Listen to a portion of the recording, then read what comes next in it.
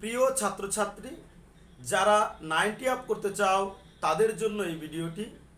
এবং আমি যতগুলো ভিডিও দেব প্রত্যেকটি যদি তোমরা মনোযোগ সহকারে ফলো করো এবং আমার কথাগুলি শোনো, আমি আশাবাদী তোমরা প্রত্যেকেই 90 আপ করবে। তো যাই হোক, আজকের যে বিষয়টি সেটি হচ্ছে অমাধ্যম অনুমানের অধ্যায় থেকে বিবর্তন। বিবর্তন সম্পর্কে আজকে খুব সুন্দর করে আমি বুঝিয়ে দেব এবং তোমাদের বিবর্তন থেকে যে প্রশ্নগুলি হবে সেই প্রশ্নগুলির উত্তর বলবো। বিবর্তন এক শ্রেণীর অমাধ্যম অনুমান।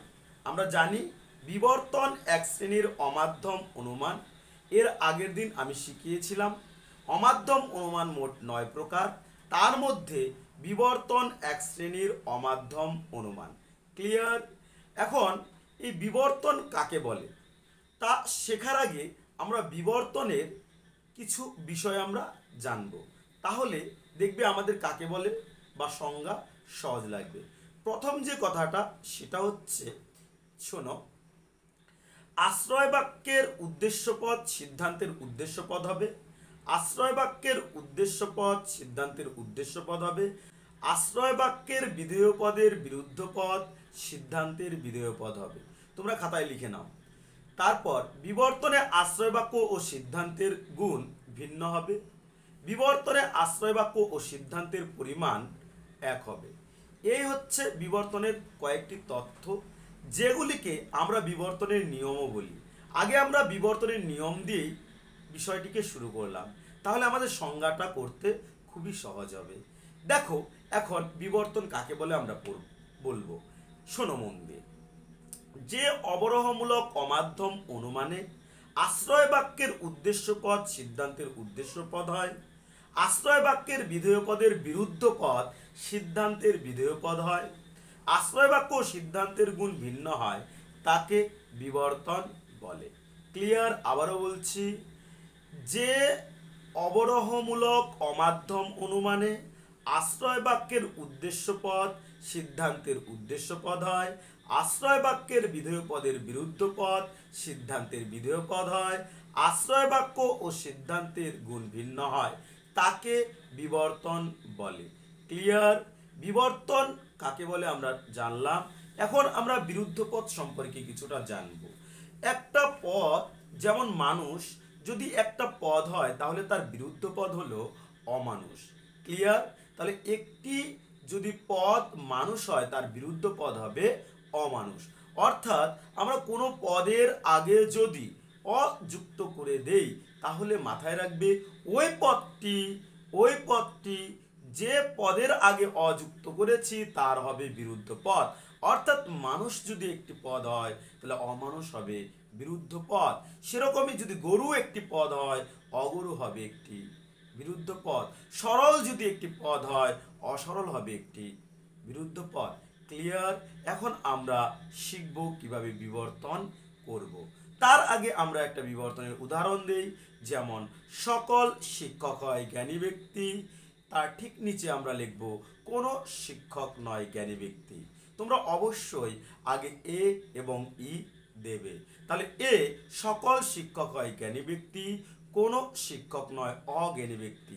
অয়ের পরে কিন্তু ছোট্ট করে হাইফেন দেবে। বোর্ডে যেরকম দেওয়া আছে সেটা দেখে তারপর কিন্তু তোমরা সেই রকমভাবে করার চেষ্টা করবে। এখন যেটা বিষয় সেটি হচ্ছে কি, বিবর্তনের নিয়মাবলী। তো বিবর্তনের নিয়মাবলী আমি প্রথমেই বলে রেখেছি, শোনো মন দিয়ে। বিবর্তনে আশ্রয় বাক্যের উদ্দেশ্যপদ সিদ্ধান্তের উদ্দেশ্যপদ হবে। বিবর্তনে আশ্রয় বাক্যের বিধেয় পদের বিরুদ্ধ পদ সিদ্ধান্তের বিধেয় পদ হবে। বিবর্তনে আশ্রয় বাক্য সিদ্ধান্তের গুণ ভিন্ন হবে। আর বিবর্তনে আশ্রয় বাক্য সিদ্ধান্তের পরিমাণ এক হবে। তো গুণ ও পরিমাণ কি সেটা আমরা অধ্যায়ে শিখেছি। গুণ ও পরিমাণ কি সেটা আমরা দ্বিতীয় অধ্যায়ে শিখেছি, তাই তোমরা দ্বিতীয় অধ্যায় থেকে সেটা শিখে নেবে। তো গুণ হচ্ছে, আবারও বলছি, আমাদের সংযোজক, সেটা হয় এবং নয়। আর পরিমাণক হচ্ছে পরিমাণক, অর্থাৎ কোনো সকল কোনো এগুলো হচ্ছে পরিমাণক। তো এখানে পরিমাণটা কি হবে? এক, আর গুণ কিন্তু আলাদা হবে। তো যাই হোক, আজকে আমরা উদাহরণ দেওয়ার আগে বা কিভাবে আমরা করব তা শেখার আগে আমরা এটা শিখে নেই যে কোন বচনের কোন বিবর্তন হয়? এ বচনের বিবর্তন হয় ই, এ বচনের বিবর্তন হয় ই বচনের বিবর্তন হয় এ, আয়ের বিবর্তন হয় ও এর বিবর্তন হয় আয়। ক্লিয়ার? তো এই হলো কি বলতো আমাদের কোন কোন বচনের মধ্যে বিবর্তন হয় সেটা কিন্তু শেখা মাস্ট, এবং নিয়মগুলি আমাদের জানাও খুবই গুরুত্বপূর্ণ। এখন শোনো, আবর্তনের থেকে বিবর্তন কিন্তু অনেক অনেক অনেক সহজ, কারণ আমরা বিবর্তনের জাস্ট পিছনে শুধু অ লাগিয়ে দেব, অর্থাৎ বিধেয় পদের আগে অযুক্ত করে দেব। দেখো, প্রথমে একটি উদাহরণ বলি, শোনো। মানুষ মাত্রই সরল নয়। কি বলা হলো? মানুষ মাত্রই সরল নয়। দেখো, এই বাক্যটিকে আমরা কি করব? এখন বচন করব। কোনো কোনো মানুষ নয় সরল, তো এটাকে হয়ে গেল আমাদের ও বচন। সেই ও বচন থেকে আমরা সুতরাং দিয়ে আয় করব, লিখব কোনো কোনো মানুষ হয় অসরল। অবশ্যই তোমরা প্রথমে এল এফ কথাটিকে লিখে নেবে। তারপর চলো আরেকটি যাই আমরা, পশু পাখি হতে পারে না। বচন করলে কোনো পশু নয় পাখি, তার ঠিক নিচে লিখবো সুতরাং দিয়ে এ, সকল পশু হয় অপাখি। তারপর আরেকটি উদাহরণ দিচ্ছি, প্রায় মানুষ স্বার্থপর। কোনো কোনো মানুষ হয় স্বার্থপর, তার ঠিক নিচে লিখবো ও, তার আগে সুতরাং দেব কোনো কোনো মানুষ নয় অস্বার্থপর। তারপর আরেকটি উদাহরণ দিচ্ছি, দেখো, কদাচিৎ লোক অলস নয়। কোনো কোনো লোক নয় অলস, এটাকে আয় হয়ে যাবে কোনো কোনো লোক হয় অলস। আমরা জানি কদাচিৎ থাকলে কি হয়ে যায়? ও বচন হয়ে যায়, আর ও বচনের বিবর্তন হয় আয়। তারপর আমরা চলে যাচ্ছি, দেখো, দার্শনিকরা সর্বদা জ্ঞানী হয়, সকল দার্শনিক হয় জ্ঞানী। এটাকে আমাদের করতে হবে ই, কোনো দার্শনিক নয় অজ্ঞানী। তোমাদের বিবর্তন কিন্তু আজকে খুব সুন্দর করে বুঝিয়ে দেওয়া হলো, জাস্ট তোমরা অ লাগিয়ে দেবে, বিবর্তন শেষ। এরপরের দিন আমরা করব এবছরের জন্য খুবই খুবই গুরুত্বপূর্ণ আবর্তন ও বিবর্তন করো। এটি কিন্তু এবছরে আসবেই।